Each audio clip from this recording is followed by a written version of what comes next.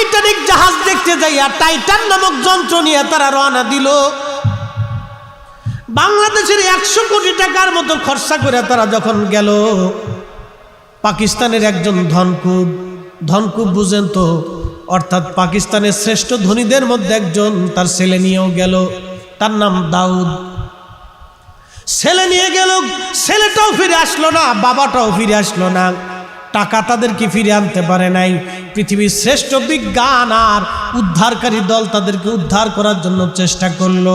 আল্লাহ বললেন, না, ফয়সালা হয়ে গেছে, ওই গভীর সমুদ্র থেকে তোরা আর আসতে পারবি না, ওখানেই তোদের মৌত, ওখানেই তারা মৃত্যুবরণ করলো। এ যুবক, আপনি ভাবেন আপনার মৌত হবে না? না না, কোটি কোটি টাকা তাদেরকে বাঁচাইতে পারে নাই, পৃথিবীর শ্রেষ্ঠ বিজ্ঞান তাদেরকে বাঁচাইতে পারে নাই। ওই মালিক আমার আল্লাহ, ইন্না বাতুশা রাব্বিকা লাশাদীদ।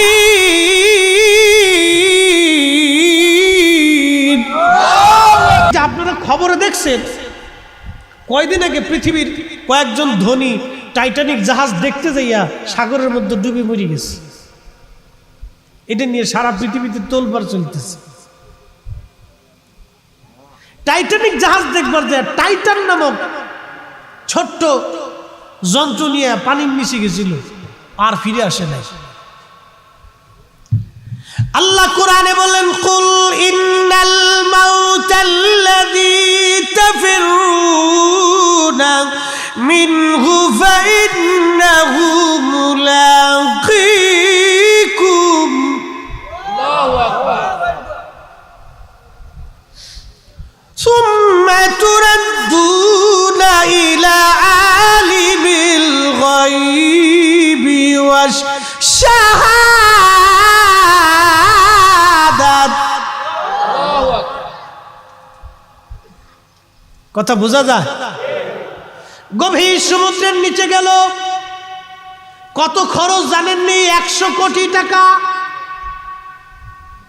কত কোটি? বাংলাদেশের 100 কোটি টাকা খরচ করে ওরা গেছে টাইটানিক জাহাজ দেখার জন্য। আল্লাহ বললেন, না, ফিরে যেতে পারবি না। আল্লাহ বলেন, কুল, হুজুর আপনি বলিয়া দেন, ইন্নাল মাউতাল্লাযী তাফিরুনা মিনহু ফাইন্নাহু মুলাকীকুম। মরণ থেকে যতই পালানোর চেষ্টা করুক, গভীর সমুদ্রের নিচে যাও আর পাহাড়ের গুহার ভিতরে যাও, সপ্তম আসমান, সপ্ত জমিন, তুমি যেখানেই যাও না কেন, মরণ তোমার সঙ্গে মুলাকাত করবে। সুম্মা তুরাদ্দুনা ইলা আলিমিল গায়বি ওয়াশ শাহাদাত। তুমি এমন একজন মালিকের কাছে ফিরে যাবা, যিনি প্রকাশ্যও জানেন, গোপনেও জানেন, ওপনেও জানেন। ওই মালিকের নাম কি? সূর্য কি আমার অন্তরের খবর বলতে পারবে? তো মানুষ সূর্যের সামনে মাথা নত করে পূজা দেয় কেন? পাথরে কি আমার গোপনের মনের কথা বলে দিতে পারবে? তো কেন মানুষ পাথরের সামনে মাথা নত করে থাকে?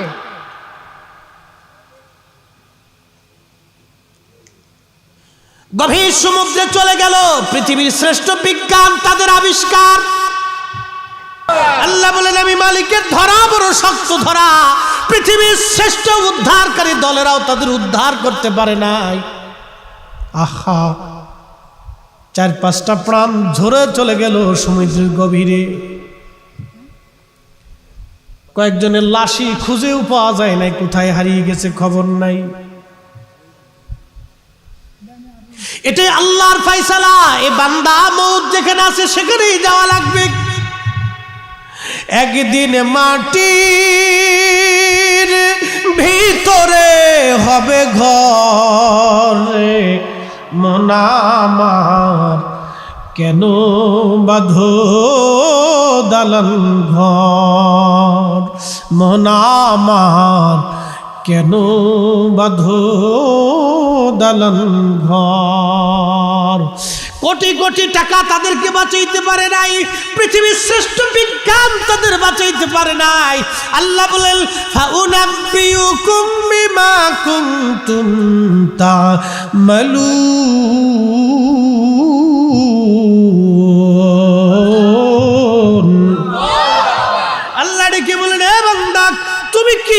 ꯫ গুনাহ না করো, তোমার আমলনামায় কি আছে না আছে, তোমার মৃত্যুর পরে আমি আল্লাহ সব তোমারে দেখাবো, সব দেখাবো।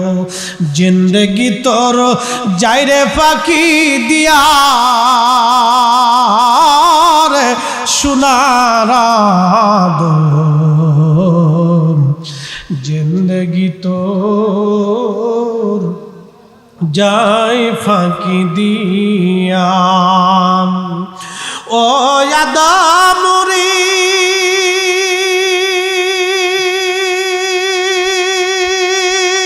পাগ ধরিয়া গেছে দাড়ি, দন্ত আছে গোটা চারি,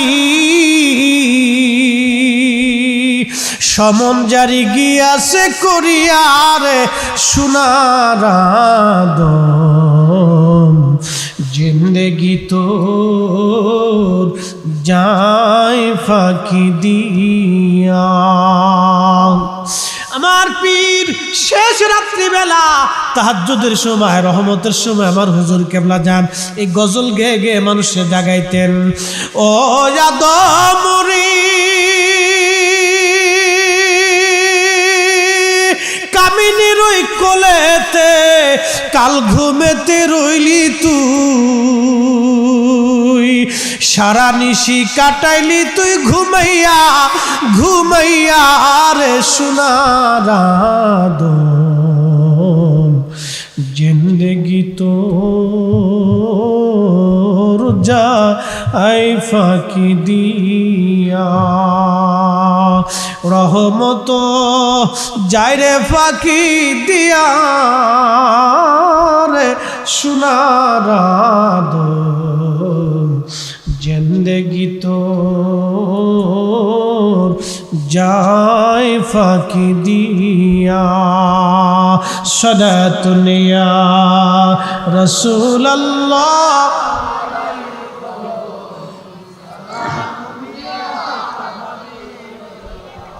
জবান খোলে সালাতুন ইয়া রাসূলুল্লাহ,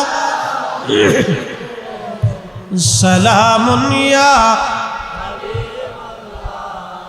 খবর লো ইয়া রাসূলুল্লাহ, খবর লো মেরে মৌলা মেরে আকা, খবর লো সালাতুন ইয়া রাসূলুল্লাহ।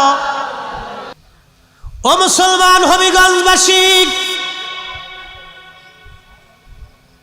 এই প্রত্যেকটা মানুষের হাত, প্রত্যেকটা মানুষের হৃৎপিণ্ড দিয়ে রক্ত পান হয়, প্রত্যেক মিনিটে লক্ষ লক্ষ বার রক্ত পান হয়, প্রত্যেক মিনিটে একবার না লক্ষ লক্ষ বার, 60 সেকেন্ডে 1 মিনিট, এই 60 সেকেন্ডের ভিতরে রক্ত পান হয় লক্ষ লক্ষ বার। ইংরেজিতে বলে নজেল, ইঞ্জিনের ভিতর দিয়ে, নজলের ভিতর দিয়ে তেল পাঞ্চ হয়, যখন তেল যাইতে পারে না তখন স্টার্ট বন্ধ হয়ে যায়। হার্টের ভিতর দিয়ে রক্ত পাঞ্চ হয় একসঙ্গে 1 মিনিটে লক্ষ লক্ষ বার যিনি পাঞ্চ করেন। একটা মানুষ না, পৃথিবীতে 800 কোটি মানুষের হৃদয়ের মধ্য দিয়ে রক্ত যিনি পাঞ্চ করেন, একসাথে পাঞ্চ হইতেছে, এই মহাশক্তিধর মালিকের নাম কি? সন্দেহ? তাহলে সেজদা হবে কার? আল্লাহ। জিকির হবে কার? আল্লাহ। ইবাদত হবে কার? আল্লাহ। আল্লাহ। এই জন্য আল্লাহ বললেন ওয়াকাযা রাব্বুকা আল্লা তা'বুদু ইল্লা ইয়া। আমার হাবিব আপনার উম্মতকে জানান, আমার বান্দারা যেন আমি আল্লাহ ছাড়া আর কারো ইবাদত না করে, আমি আল্লাহ ছাড়া আর কারো ইবাদত না করে। তাহলে ইবাদত সেজদা পাওয়ার মালিক আমার আল্লাহ, জিকিরের মালিক আমার আল্লাহ, ইবাদতের মালিক আমার আল্লাহ। ভয় করব আল্লাহকে, আমার জীবন যৌবন, আমার সংসার ধর্ম যা আছে সব কিছু হবে লিল্লাহি রাব্বিল আলামিন, ওই আল্লাহর জন্যে। আমরা শাহজালাল রহমাতুল্লাহ আলাইহিকে ভালোবাসি আল্লাহর জন্যে, শাহপরানরে ভালোবাসি আল্লাহর জন্যে, সিফাসালারে ভালোবাসি আল্লাহর জন্যে, 360 আউলিয়াকে ভালোবাসি আল্লাহর জন্যে, খাজা বাবা ফরিদপুরীকে ভালোবাসি আল্লাহর জন্যে, আল্লাহর ওলিদেরকে ভালোবাসি আল্লাহর জন্যে। কথা কোন ঠিক কিনা? অনেকের সামর্থ্য আছে কুরবানি করা, কিন্তু কুরবানি দেয় না। আবার কেউ কুরবানি দেয় সেটা পশুর গোশত খাওয়ার জন্য, মানুষ দেখানোর জন্য। আসে না এরকম ভাই? আসে না? বহু আছে। সেই দিনে একজন আমাকে ফোন দিয়ে বলতেছে, হুজুর গোশত যদি সব খাই অসুবিধা আছে? আমি কি না, সব খাইয়ে ফেলা। তাহলে সব খেয়ে ফেলে, অসুবিধা নেই। খাইলে কোনো সমস্যা নেই, খাইয়ে ফেলে। গরু যা আছে চামড়া সহ খেয়ে ফেলে, আর কি করবে? তা বলতেছে না, অনেকে বলে বলে গোশত সব রাইখে দিলি বলে জায়েজ আছে। আমি বললাম কোরআন বলতেছে কুল, হুজুর আপনি বলে দেন, ইন্না সলাতি, নিশ্চয় সলাত আল্লাহর জন্য। আমরা নামাজ পড়ি কার জন্যে? এক ওয়াক্ত নামাজ যদি আপনি না পড়েন তাহলে পুলিশ আপনাকে ধরবে না। এক ওয়াক্ত নামাজ যদি না পড়েন তো সমাজ আপনাকে সমাজ থেকে বঞ্চিত করবে না।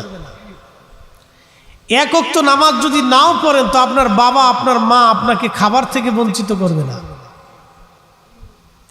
মসজিদে আমার দেশে যেই মুসল্লিরা নামাজে যায় তারা প্রকৃত আল্লাহকে ভয় করেই মসজিদে যায়। কথা বলেন ঠিক কি না? তাতে সন্দেহ নাই, কারণ পুলিশের ডরেও না, সমাজের ডরেও না, আল্লাহর জন্যই যায়।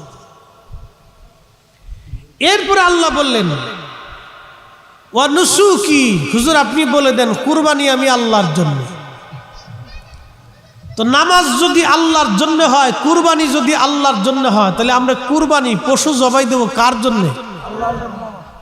তাহলে গরুর, খাসির, মহিষের ভাগটা 3 ভাগেই হবে। 1 ভাগ নিজের জন্য, 2 ভাগ আত্মীয় স্বজনের জন্য, গরিব মিসকিনের জন্য। আমি বললাম সব খাবেন, অসুবিধা নেই, খেয়ে ফেলে দিবেন, তাতেও সমস্যা নেই, কিন্তু আন্তরিকতার সাথে কুরবানি আদায় হবে না। আর কুরবানিতে যদি আন্তরিকতা নাই থাকে তাহলে এই কুরবানি আল্লাহর দরবারে পৌঁছাবে।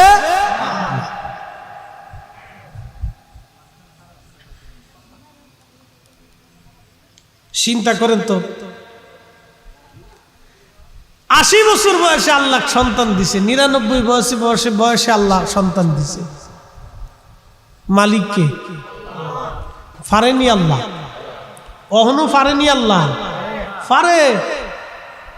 আম্মাজান সারার বয়স 80 বছর, তখন আল্লাহ সুসংবাদ পাঠাইছে আপনার সন্তান হবে। কি করে? আমি তো বৃদ্ধ হয়ে গেছি। কুন ফায়াকুন, চাইলেই হয়ে যাবে। ইজা আরাদা শাইআন আইয়াকুলা কুন ফায়াকুন, আল্লাহ যা ইচ্ছা করে খালি বলবে কুন, হয়ে যাও, ফায়াকুন, হয়ে যাবে। একসাথে বলা যাবে আল্লাহু আকবার। এই যে আপনাদের হাওরে কোটি কোটি মন মাছ হয়, দেয় কে? খাবার, মাছের খাবার দেয় কে? বাংলাদেশ সরকার বরাদ্দ হয় না? এই যে প্রত্যেক বছরে আমাদের জন্য বাজেট হয়, এই যে আমাদের জন্য বাজেট, শিক্ষা খাতে বাজেট, চিকিৎসা খাতে বাজেট, পরিবহন খাতে বাজেট, কৃষি খাতে বাজেট হয়, বিভিন্ন খাতে খাতে সরকার বাজেট করে। কিন্তু সরকার তো বাজেট করে না। এই যে হাওরের ভিতরে লক্ষ লক্ষ মন মাছ আছে, প্রত্যেক বছর এই মাছের জন্য খাবার দেওয়া হবে। সমুদ্রের মধ্যে মাছ আছে, খাবার দেওয়া হবে। বাংলাদেশে 15 কোটি কুত্তা আছে, কুত্তার খাবার দেওয়া লাগবে। 16 কোটি বিড়াল আছে, বিড়ালের খাবার দেওয়া লাগবে। এই 18 কোটি শিয়াল আছে, শিয়ালের খাবার দেওয়া লাগবে। এই 20 কোটি গরু আছে, গরুর খাবার দেওয়া লাগবে। এমন কোনো বাজেট কিন্তু সরকারের হয় না। সরকারের বাজেট হয় মানুষ নিয়ে, দেশ নিয়ে, কিন্তু প্রাণী পশু নিয়ে সরকারের কোনো বাজেট হয় না। এই প্রাণী পশুদের বাজেট যিনি করেন সেই মালিকের নাম কি? সন্দেহ নাই। পাখিদের ব্যাংকের অ্যাকাউন্ট আছে না? কবুতরের, পাখিদের কোনো ব্যাংকের অ্যাকাউন্ট নাই। আল্লাহ নবী বললেন সাহাবীরা, তোমরা যদি পাখিদের মতো আল্লাহর উপর তাওয়াক্কুল করতা, পাখিরা সকালবেলা আল্লাহ জিকির আজগার করে তারা বের হয়ে যায়। সারাদিন আমার আল্লাহ তাদেরকে খাবার খাওয়াইয়া পেট ভরাইয়া বাড়ি পাঠায়। আবার তারা বাসার মধ্যে আসে, শুধু নিজে খায় না, পাখির বাচ্চাদেরকেও পাখি খাবার খাওয়ায়। আল্লাহর নবী বলেন, উম্মত তোমরা যদি পাখিদের মতো আল্লাহর উপর তাওয়াক্কুল করতা, আমার আল্লাহ তোমাদের জন্য তোমাদের ঘরে খাবার আমার আল্লাহ পাঠাই দিতেন। একবার জোরে বলা যাবে কি সুবহানাল্লাহ।